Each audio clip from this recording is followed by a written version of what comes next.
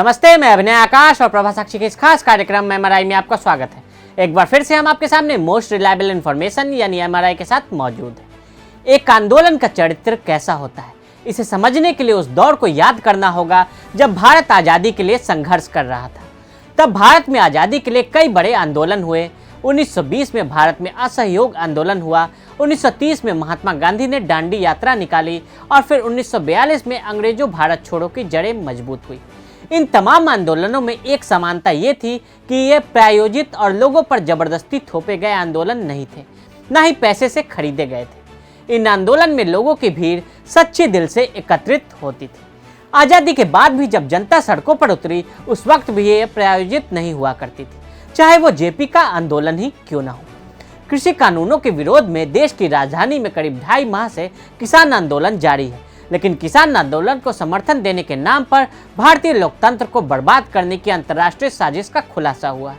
भारत के खिलाफ इस साजिश में हॉलीवुड की पॉप स्टार रिहाना के अलावा क्लाइमेट एक्टिविस्ट ग्रेटा थनबर्ग भी शामिल है।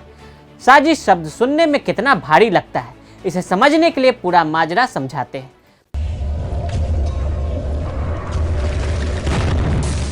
हाउ डेयर यू कहने वाली आवाज सवालों के घेरे में है। संयुक्त राष्ट्र के जलवायु सम्मेलन में तेवर दिखाने वाले चेहरे के पीछे की साजिश के सबूत भी सामने आने लगे। एक ट्वीट ने उन सारी साजिश का पर्दाफाश कर दिया जिसके जरिए देश की मोदी सरकार को बदनाम करने की कोशिश हो रही थी। ग्रेटा ने इस ट्वीट को डिलीट कर दिया। हाउ डेयर यू वाली ग्रेटा ने तो फैंटम बनने के चक्कर में होमवर्क वाली चिट्ठी ही लीक कर दी और अच्छे खासे प्लान का सत्यानाश कर दिया। लेकिन इन कागजों पर लिखा एक एक हर्फ बता रहा है कि भारत के खिलाफ कितनी बड़ी इंटरनेशनल साजिश चल रही है, और इसी साजिश की एक कड़ी है क्लाइमेट एक्टिविस्ट ग्रेटा थनबर्ग। इन कागजों में क्या लिखा है इसके बारे में आपको तफसील से बताएंगे, लेकिन पहले आपको ये बता दें कि भारत के खिलाफ साजिशों में ग्रेटा थनबर्ग अकेली नहीं है। भारत के लोकतंत्र को बदनाम करने वाली सोची समझी साजिश करने वाले चंद और लोगों के चेहरे को भी दिखाते हैं। बनेसा नकाटे, क्लाइमेट एक्टिविस्ट; केल ब्रुक, ब्रिटिश बॉक्सर; जेमी मॉन्गलिन, पर्यावरण कार्यकर्ता; रूपा हक, ब्रिटिश सांसद; जगमीत सिंह, कनाडा के खालिस्तानी समर्थक नेता; जिम कोस्टा, अमेरिका के सांसद; रिहाना, गायिका, अभिनेत्री और कारोबारी; Mia Khalifa, model, webcam actress, ex porn star; Greta Thunberg, छात्रा, पर्यावरण कार्यकर्ता; मीना हैरिस, वकील, महिला अधिकार कार्यकर्ता।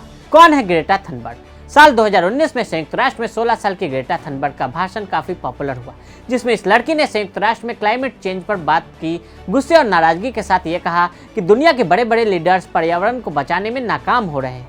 वो लापरवाह होकर आने वाली पीढ़ियों के साथ जो नाइंसाफी कर रहे हैं, उसका जवाब उन्हें देना होगा। ये वीडियो सामने आने के बाद इस लड़की के बारे में बहुत बात हुई। ग्रेटा थनबर्ग एक एनवायरनमेंट एक्टिविस्ट है और स्वीडन की रहने वाली है। अगस्त 2018 में स्वीडिश पार्लियामेंट के सामने क्लाइमेट के लिए मजबूत कदम उठाने की मांग रखते हुए ग्रेटा ने अकेले एक स्ट्राइक शुरू की थी।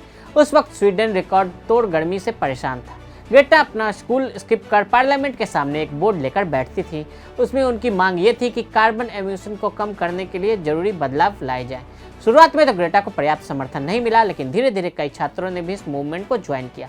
इस स्ट्राइक का नाम फ्राइडे फॉर फ्यूचर रखा गया। इस स्ट्राइक का असर भी दिखा और दुनिया के अन्य देशों में भी प्रदर्शन हुए। मार्च के महीने में करीब 15 लाख बच्चे स्कूल छोड़कर प्रदर्शन करने वाले सड़कों पर निकले।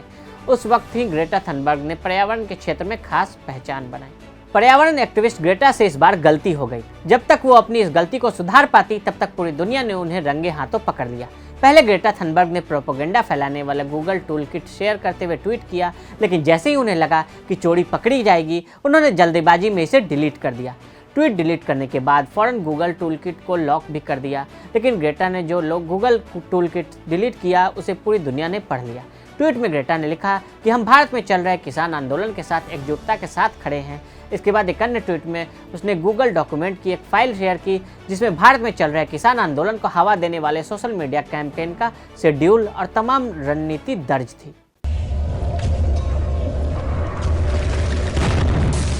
ट्वीट में क्या लिखा था? उस ट्वीट में ग्रेटा ने क्या लिखा था, उसकी कुछ बातें आपको बताते हैं। इस टूल किट में 26 जनवरी को दंगे की पूरी डिटेल दी गई थी। भारत सरकार पर अंतर्राष्ट्रीय दबाव बनाने की कार्य योजना साझा की गई थी और 5 चरणों में दबाव बनाने की बात कही गई, लेकिन ग्रेटा ने बिना पढ़े उसे ट्विटर पर शेयर कर दिया और फिर बाद में डिलीट कर दिया। इसमें प्रायर एक्शन का जिक्र करते हुए लिखा गया कि 26 जनवरी से पहले कैसे भारत पर डिजिटल स्ट्राइक करनी है। प्रधानमंत्री कार्यालय, कृषि मंत्री, वर्ल्ड बैंक, IMF जैसी संस्था को टैग करने की बात कही गई थी। फिजिकल एक्शन का जिक्र करते हुए लिखा गया कि 26 जनवरी को भारत में मौजूद दूतावास, सरकारी इमारतों, बिजनेस हाउसेज पर जाकर कैसे एक्शन लेना है। विदेशों में 26 जनवरी को कैसे कोहराम मचाना है, ट्रैक्टर रैली, मार्च और परेड में शामिल होकर वीडियो बनाकर शेयर करने की बात कही गई। पुराना ट्वीट डिलीट करने के बाद ग्रेटा थनबर्ग ने एक नया ट्वीट किया और अपडेटेड टूलकिट शेयर किया। नए टूलकिट में कई बदलाव किए और 26 जनवरी को भारत समेत विदेशों में बड़े पैमाने पर प्रदर्शन का प्लान हटा दिया गया। नए ट्वीट में ग्रेटा ने लिखा, यदि आप मदद करना चाहते हैं तो ये अपडेटेड टूलकिट है। अपना पिछला डॉक्यूमेंट हटा दिया क्योंकि यह पुराना था। जिसके बाद नए टूलकिट में ये लिखा था, आस्क इंडिया वाई हैशटैग के साथ तस्वीरें और वीडियो 26 जनवरी या फिर इससे पहले ट्विटर पर पोस्ट करने होंगे। पॉप स्टार रिहाना द्वारा ट्वीट की गई लाइन का भी जिक्र उन्हीं शब्दों में है जैसा कि इस दस्तावेज में रिहाना के नाम से जारी किया गया था। 4-5 फरवरी 2021 को ट्विटर स्टॉर्म 5 फरवरी तक या अधिकतम 6 फरवरी तक फोटो वीडियो संदेश शेयर करें। गौर करने वाली बात है कि 6 फरवरी को ही किसानों ने राष्ट्रव्यापी चक्का जाम की घोषणा की। इस टूलकिट में असम को लेकर जेनोसाइड इन असम की बात कही गई थी। 21 फरवरी से 25 फरवरी तक के बीच विरोध प्रदर्शन करने का नया कैलेंडर भी बताया था। टूलकिट में लिखा था कि आप चाहे जिस शहर में रहते हो वहीं के धरना प्रदर्शन में शामिल हों और वीडियो बनाएं। लेकिन ग्रेटा थनबर्ग द्वारा किए गए ट्वीट के बाद इस टूलकिट के दस्तावेजों की गोपनीयता में बदलाव करके इसे प्राइवेट कर दिया गया। लेकिन इस दस्तावेज में दी गई कुछ ट्वीट तलाशे तो पता चला कि यह अभियान कम से कम नवंबर 2020 से चल रहा है। विदेश मंत्रालय ने क्या कहा? विदेश मंत्रालय ने कहा कि बोलने से पहले मुद्दा तो समझ लो। सोशल मीडिया पर मामलों को बढ़ता देख भारतीय विदेश मंत्रालय से एक बयान जारी हुआ। इसमें कहा गया कि हम गुजारिश करेंगे कि ऐसे मामलों पर टिप्पणी करने से पहले तथ्यों का पता लगाया जाए और मुद्दों की अच्छी तरह समझ लिया जाए। सोशल मीडिया पर सनसनीखेज हैशटैग और टिप्पणियां लुभावनी बन जाती हैं, खासकर तब जब मशहूर हस्तियां और अन्य लोग इससे जुड़ जाते हैं, जबकि उनका बयान न तो सटीक होता है और न ही जिम्मेदाराना। विदेश मंत्रालय ने कहा कि देश की संसद ने कृषि क्षेत्र से जुड़े सुधारवादी कानूनों को पूरी बहस और चर्चा के बाद पारित किया था। फिर भी अपना फायदा देखने वाले समूहों ने भारत के खिलाफ दुनिया भर से समर्थन जुटाने की कोशिश की। यह भारत के लिए बेहद परेशान करने वाला है। सरकार को मिला भारतीय हस्तियों का समर्थन। विदेश मंत्रालय के बयान के बाद ट्विटर पर इंडिया अगेंस्ट प्रोपेगेंडा और इंडिया टुगेदर ट्रेंड करने लगा। किसान आंदोलन पर रिहाना के रिएक्शन का समर्थन करने वाले एक्टर सिंगर दलजीत दोसांझ और स्वरा भास्कर के जवाब में सुपरस्टार अक्षय कुमार, अजय देवगन, सुनील शेट्टी, एकता कपूर सहित कई स्टार एक साथ आ गए।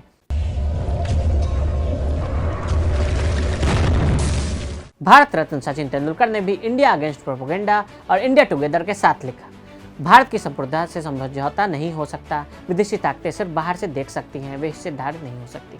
भारत ही भारत को जानते हैं और उन्हें ही भारत के बारे में फैसला करना चाहिए। किसान एकता कंपनी ने बनाया टूल किट। ग्रेटा की पोल उस वक्त खुल गई जब टूल किट को शेयर कर डिलीट किया था तो वो किसान एकता कंपनी द्वारा बनाया गया था। यह कनाडा से ऑपरेट होता है। किसान आंदोलन की आड़ में भारत सरकार को बदनाम करने की साजिश करने का खेल चल रहा है। रिहाना से ग्रेटा तक और कनाडा से लेकर मियां खलीफा तक कुछ चेहरे हैं जो दुनिया के सबसे बड़े लोकतांत्रिक देश को डेमोक्रेसी बन ज्ञान बांट कर रहे हैं। लेकिन यहाँ पर बात सिर्फ ट्वीट की नहीं, बात सिर्फ एक प्रोपेगेंडा की नहीं, बल्कि भारत के विरुद्ध ग्लोबल प्लान की है। चीन की 3 वॉरफेयर स्ट्रेटजी है जिसका प्रयोग वो साल में 2 बार करता है। पहला साइकोलॉजिकल वॉरफेयर, दूसरा मीडिया वॉरफेयर और तीसरा लीगल वॉरफेयर। ये 3 तरह की लड़ाई चीन के द्वारा टैंक, सोल्जर और आर्टिलरी के अलावा लड़ी जाती है। किसानों के आंदोलन के पीछे कौन हो सकता है? इस आंदोलन के पीछे चीन की साजिश हो सकती है। हो सकता है ये पैसा वहाँ से आ रहा हो। इसके पीछे हमारा पुराना दुश्मन पाकिस्तान भी हो सकता है जो हमेशा से भारत को अस्थिर करना चाहता है। खालिस्तान के मुद्दे पर हमेशा से पाकिस्तान ने खालिस्तानियों का साथ दिया है। इसके पीछे तानाशाह भी हो सकते हैं। आजकल के बड़े बड़े देशों की बड़ी रुचि के रूप में देशों को तोड़ना भी शामिल है। भारत विश्वगुरु कैसे बनेगा? 8 से 10 क्षेत्र नक्सल प्रभावित हैं। LOC और LAC में तनाव है।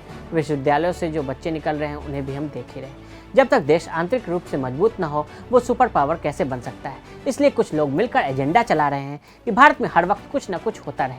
चीन, अमेरिका जैसे देश, कुछ NGO जैसी बाहरी ताकतें चाहती हैं कि भारत कंट्रोल में रहे। 130 करोड़ का मुल्क और 3 ट्रिलियन की इकोनॉमी अगले 5-10 साल में 5 ट्रिलियन की भी हो जाएगी। ऐसी कोई टेक्नोलॉजी कंपनी नहीं है जिसमें भारतीयों का योगदान नहीं है। ये हमारे देश के लिए तो बड़े गर्व की अनुभूति वाली बात है, लेकिन दूसरे देशों के लिए यही तो समस्या है। लेकिन हमें ये समझना होगा कि ये सिर्फ PM मोदी और गृह मंत्री अमित शाह का काम नहीं है, क्योंकि देश कांग्रेस या BJP का केवल नहीं है। आपके जो भी मतभेद BJP या किसी नेता से रहे हों, लेकिन इस बात को समझना होगा कि देश भाजपा नहीं है और भाजपा देश नहीं है। आप देश के साथ चलें।